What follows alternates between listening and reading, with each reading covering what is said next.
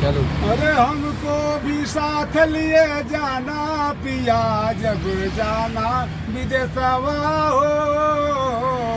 हमको भी साथ लिए जाना पिया जब जाना विदेशवा हो।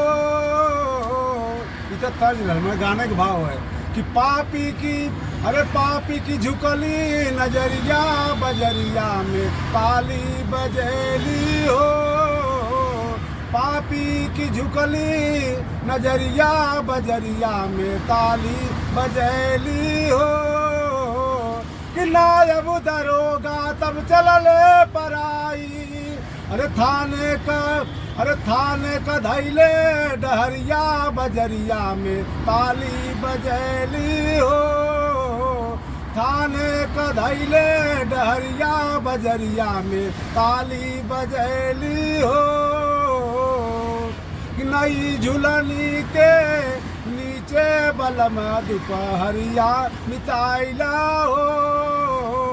नई झुलनी के नीचे बलम दोपहरिया बिताइला हो।